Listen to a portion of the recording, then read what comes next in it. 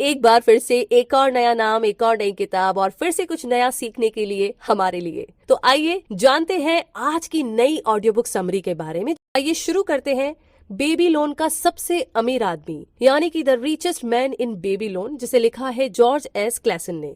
तो आइए शुरू करते हैं इसके फर्स्ट चैप्टर से, जहां पर लेखक एक रिटायर्ड सोल्जर था जो कि बाद में एक बिजनेसमैन बन गया। उनकी एक किताब फाइनेंशियल एडवाइस पर सबसे फेमस स्टोरी है। इस किताब के आइडिया सच में इफेक्टिव है और आज की प्रेजेंट लाइफ में उतने ही काम के भी है। इसमें एंशिएंट बेबीलोन के बारे में कहानी है और कहानी की मेन थीम है मनी यानी कि पैसा। मैनेजमेंट के 7 बेसिक प्रिंसिपल को इस तरीके से समझाना ताकि ये इजीली सबकी समझ में आ सके, जैसे कि बेहतर फ्यूचर के लिए अपनी टोटल अर्निंग का कम से कम 10% किसी इन्वेस्टमेंट फंड में सेव करे, जो 90% आपके पास बचता है उसमें गुजारा करे और हो सके तो उसमें भी कुछ सेविंग करे। आपके पास जो भी कैपिटल है उसे ऐसे प्रोजेक्ट्स में इन्वेस्ट करें जिसका कंपाउंड इंटरेस्ट मिलता रहे और आपकी सेफ स्टडी इनकम होती रहे। उन्हीं जगहों पर आप इन्वेस्ट करें जिनकी आपको अच्छी खासी नॉलेज हो, या फिर इस मामले में उन लोगों की आप मदद लीजिए जिन्हें इन्वेस्टमेंट का बेटर एक्सपीरियंस है। खुद का घर ले जिससे कि हर महीने रेंट के पैसे आपके बच सके।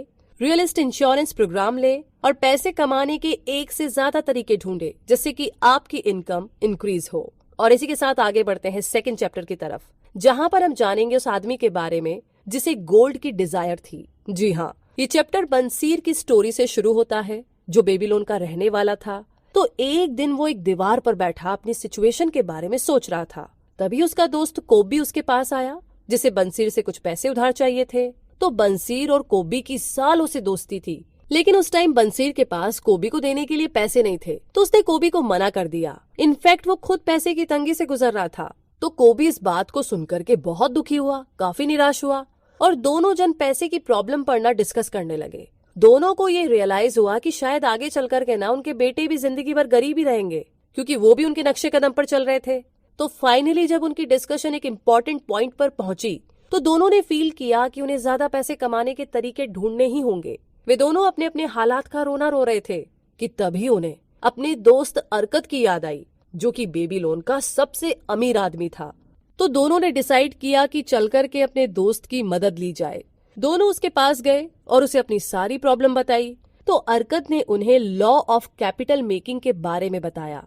जी हाँ, हालांकि हर कोई ये मानता है कि पैसा ही सब कुछ नहीं होता और कुछ चीजें ना पैसे से ना कभी भी खरीदी नहीं जा सकती, पर अब जो भी कुछ कहे ये बात भी उतनी ही सच है कि इस दुनिया में पैसा ही सक्सेस का दूसरा नाम माना जाता है। और इस पर्सपेक्टिव को लेकर के ही लोग अमीरी को एक स्कोर कार्ड की तरह लेते हैं। सक्सेस भी पैसे से ही रिप्रेजेंट होती है, क्योंकि इन पैसों से इंसान जो चाहे वो चीज खरीद सकता है और कुछ भी कर सकता है। पास में अच्छा खासा पैसा होने से इंसान अपने लिए हर तरह की खुशी और एंजॉयमेंट को खरीद सकता है। अलग अलग लोगों की जरूरतें भी अलग अलग होती है, जिसके चलते अक्सर लोगों को कैश की दिक्कत रहती है और कई बार वो अपने बिल्स भी टाइम से नहीं भर पाते। तो पैसे की इतनी ज्यादा तंगी के चलते ही कई बार लोग समझते हैं कि शायद पैसा उनके पास आना ही नहीं चाहता, लेकिन ना ये बात बिल्कुल सच नहीं है। सच तो ये है कि पैसा बहुत है, मगर उनके लिए जो कि दौलत कमाना चाहते हैं, दौलत पाना चाहते हैं और उसके नियम को जानते हैं। अगर आप भी अच्छा खासा पैसा जोड़ना चाहते हैं तो बेहतर होगा कि कम खर्चा करना सीख लीजिए और पास्ट के दुखों पर पछताने की बजाय पैसा और टाइम दोनों सोच समझकर ही खर्च करें। और साथ ही laws of exhibition of money पर फोकस करना आपके लिए एक बेनिफिट माइंडसेट होगा। जी हाँ, हम ये सदियों से देखते आए हैं कि कुछ लोगों के पास हमेशा दूसरों से ज्यादा पैसा होता है। कई लोग इसे गुड लक समझते हैं, या फिर हो सकता है कि उन्होंने कंजूसी करके इतनी दौलत जोड़ी हो। खैर जो भी हो, मगर जो इसे सिर्फ गुड लक समझते हैं ना, उनके लिए जिंदगी में अमीर बनने के उतने ही चांस है जितने की कभी कोई जैकपॉट लगने के। और जो लोग हार्ड वर्क पर डिपेंड रहते हैं, घंटों काम करते रहते हैं, उनके अमीर होने के चांसेस ज्यादा बनते हैं। ये एक सिंपल सी अप्रोच है कि पैसा सेविंग से इकट्ठा किया जा सकता है और कुछ सिंपल रूल्स को फॉलो करने से आप अपना पैसा दुगुना तिगुना भी कर सकते हैं। तो हमें ना बस इन रूल्स पर, इन नियमों पर चलना होगा और थोड़ा एफर्ट करेंगे तो जरूर से बहुत सारा पैसा कमा सकते हैं। मतलब इतना भी मुश्किल काम नहीं है ये। तो आइए जानते हैं आगे उन सभी चीजों के बारे में जिससे कि पैसा कमाया जा सकता है, पैसा दुगुना तिगुना किया जा सकता है और कैसे सेविंग की जा सकती है।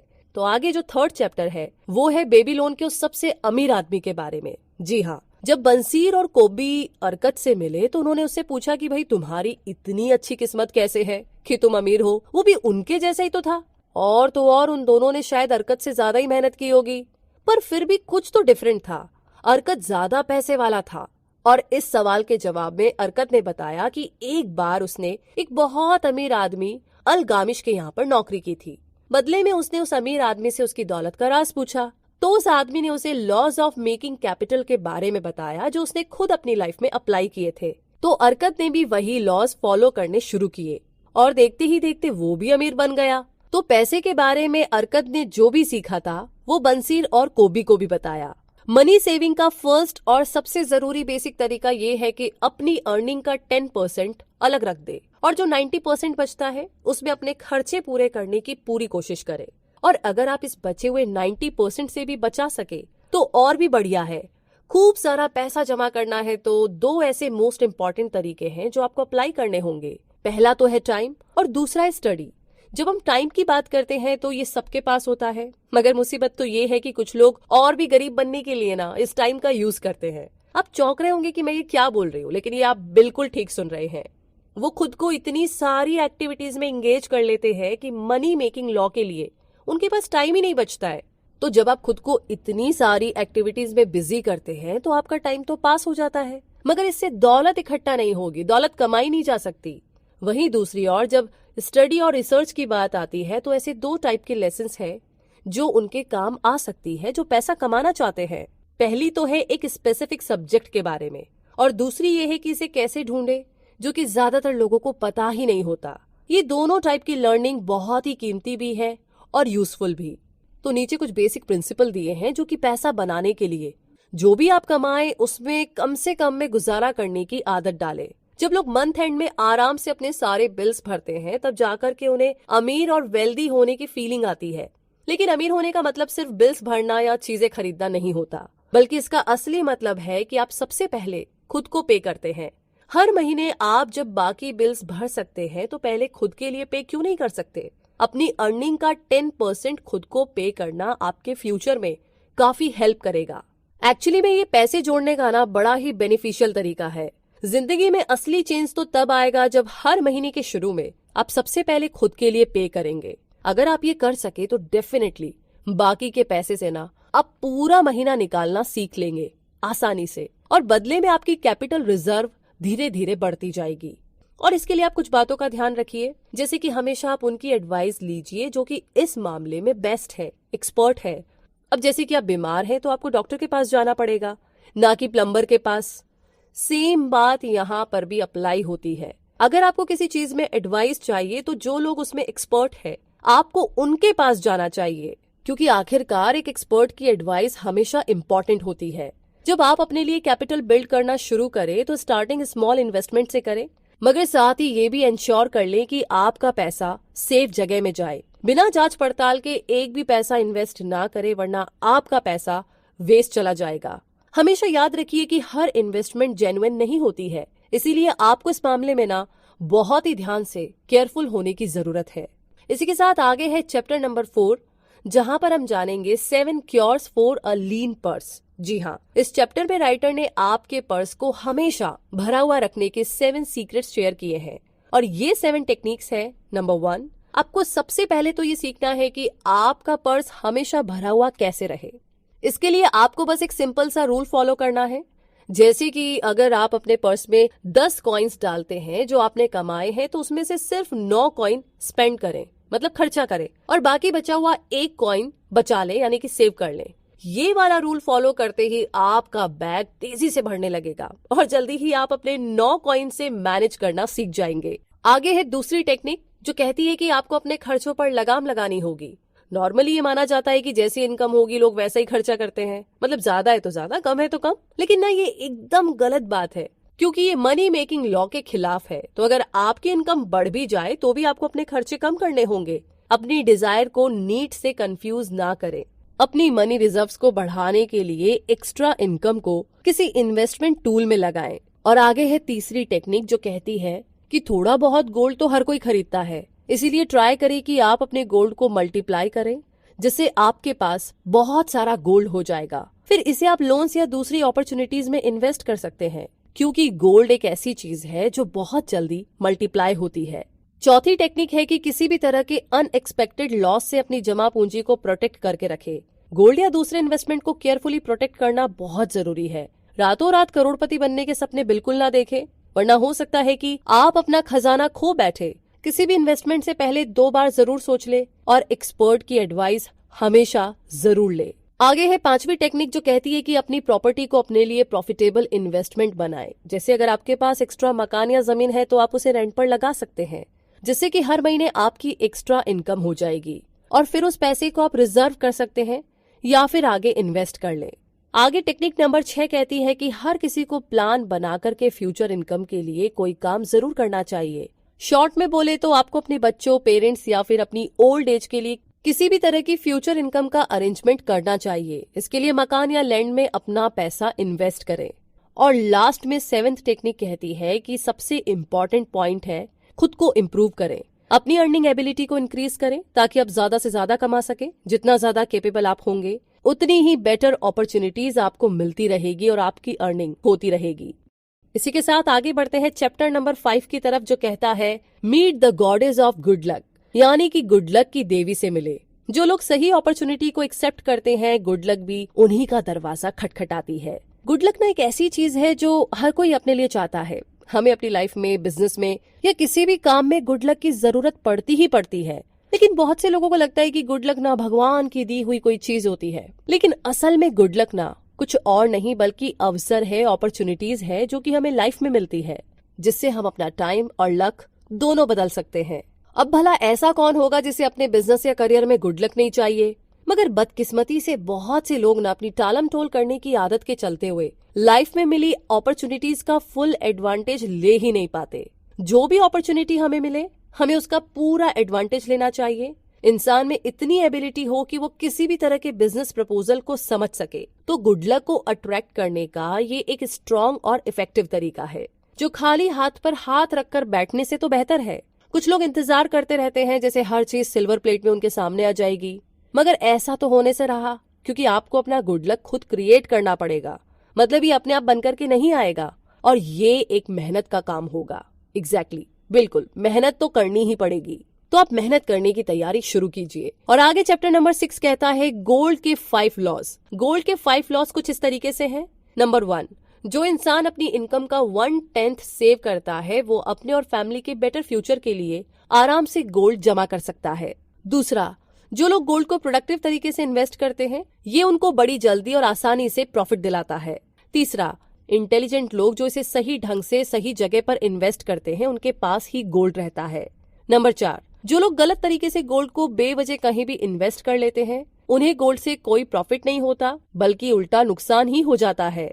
नंबर 5, गोल्ड ग्रीडी यानी कि लालची लोगों से दूर भागता है, जो इसे ऐसे प्रॉफिट्स बनाने के लिए यूज करते हैं जो कि एक तरीके से इम्पॉसिबल होते हैं।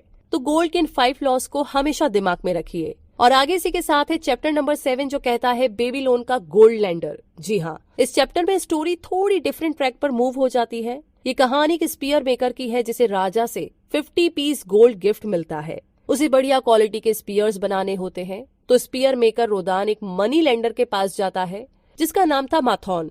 रोदान माथोन से मॉनिटरी एडवाइस लेना चाहता था, क्योंकि उसे इस बारे में कोई खास आइडिया नहीं था। और साथ ही उसने ये भी बताया कि उसकी बड़ी बहन अपने हस्बैंड आरामन के लिए कुछ पैसे चाहती थी, जिससे कि वो एक मर्चेंट बन सके।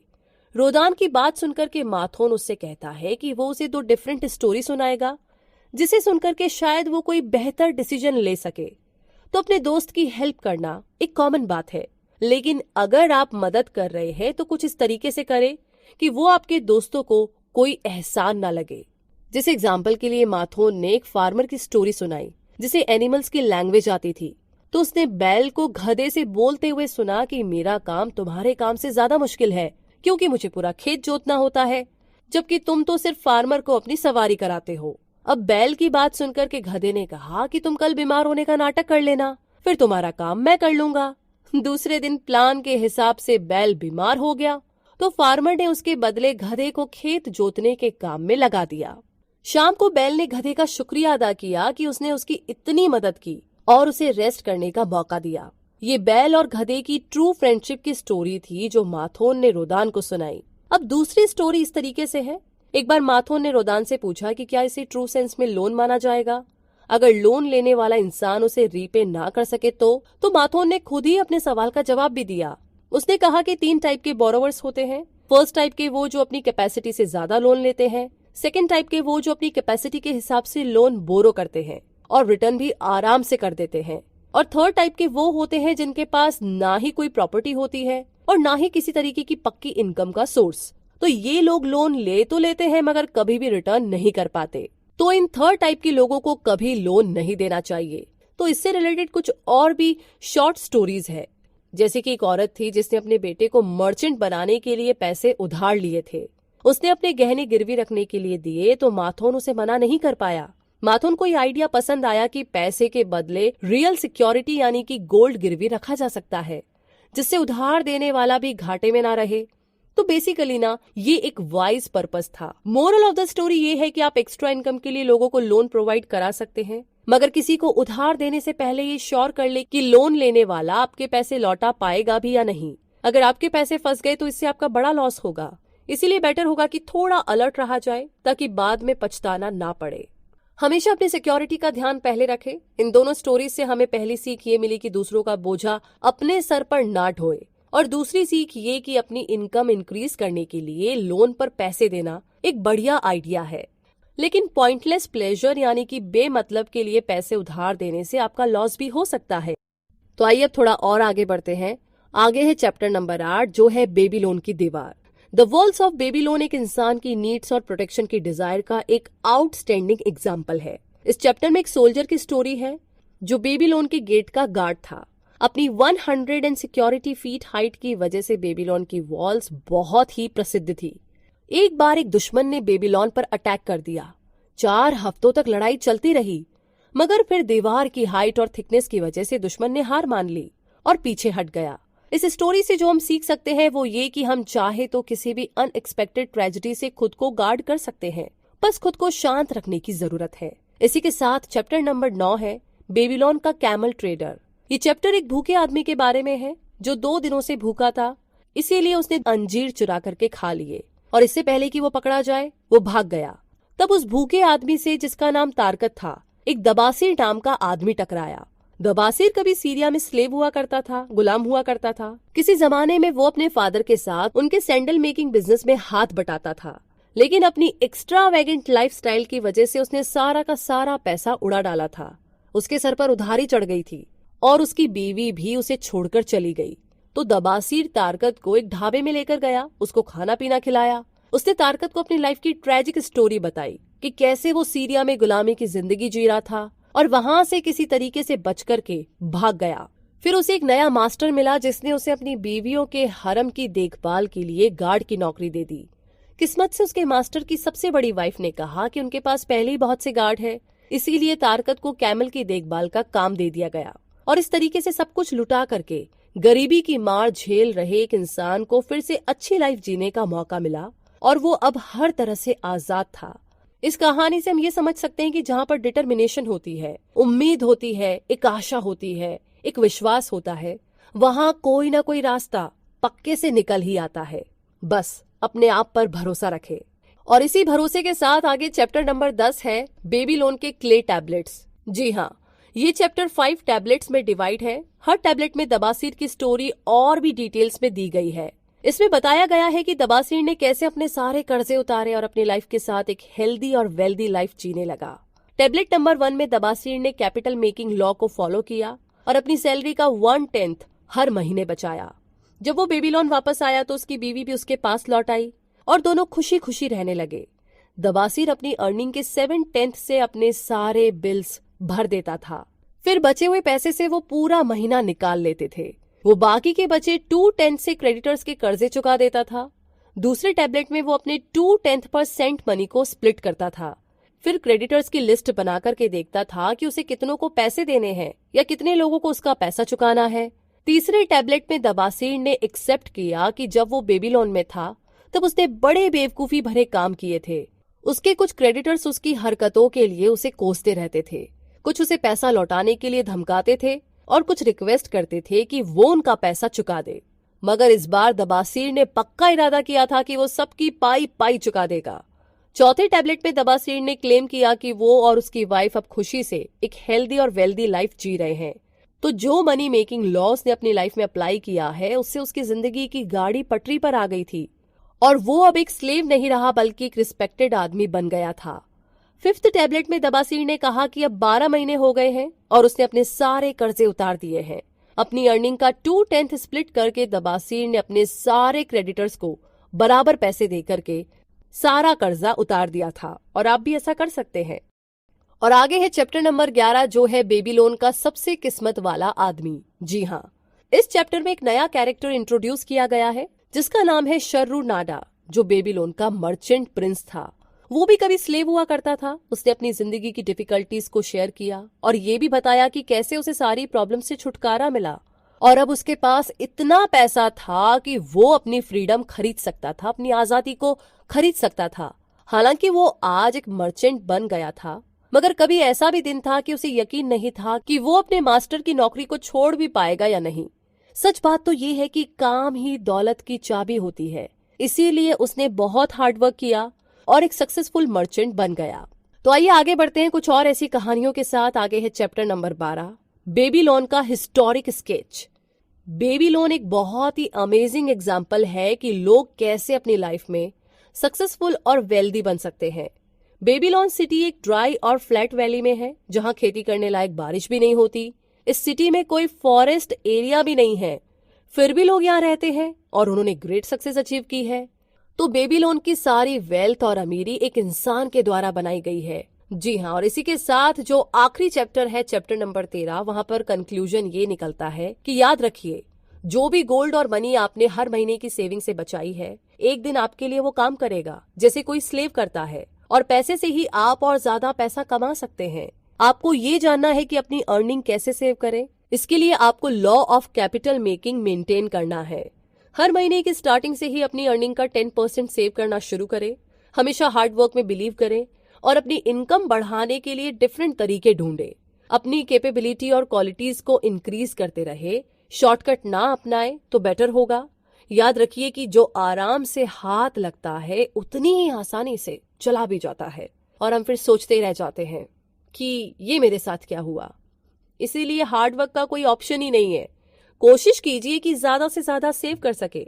जो भी बढ़िया अपॉर्चुनिटी मिले लपक लीजिए। अपना पैसा सिक्योर जगह पर इन्वेस्ट करें और हमेशा एक्सपर्ट एडवाइस लेना बिल्कुल ना भूले।